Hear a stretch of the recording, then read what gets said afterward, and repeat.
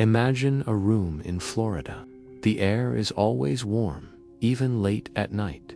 It's a small room, just big enough for 2 turntables, a mixer, a tape deck, and a boy who doesn't know he's building a universe.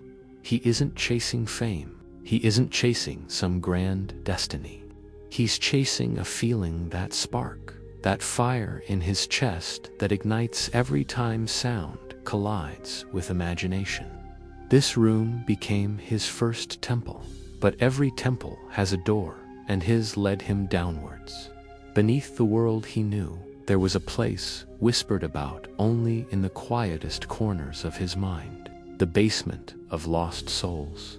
It was a forgotten chamber on the cursed block of Narrow, where the echoes of the past clung to the walls like dust. Most people would have run from a place like that, but he made it his home down there. He trained, he poured his life into his craft. Hours turned into long nights, and those nights stretched into years. He started mixing sounds that weren't supposed to go together, stitching different genres into one another like they were open wounds. He was carving an identity out of pure noise and absolute silence. And when the air in the basement grew too heavy, too thick with sound, he would climb to the roof. It was a lonely throne, high above the cursed block. There, under the vast night sky, intoxicated by smoke and cheap drinks, he'd whisper his deepest wish into the cosmos. Let the music work. Let them see me. Let them know I'm special. The stars never answered, but something else did. A voice, soft and seductive, ancient and tempting, curled around his ear. You can have everything you want, it whispered. Fame, power, recognition. All you have to do is say yes. He didn't. And that one simple refusal, that single act of defiance, carved out the longest and most difficult road of his life. He left Nero behind, wandering until he found a place the world had forgotten, quiet land where every stone was white. It was a place of purity, of clarity, and deep reflection. It was a place where all the noise of the world finally fell away, and he could hear himself think, and there, something inside him finally cracked open. He wasn't broken, he was awakened. He rediscovered the pure, simple love for music he thought he had lost. He remembered why he started this journey in the first place.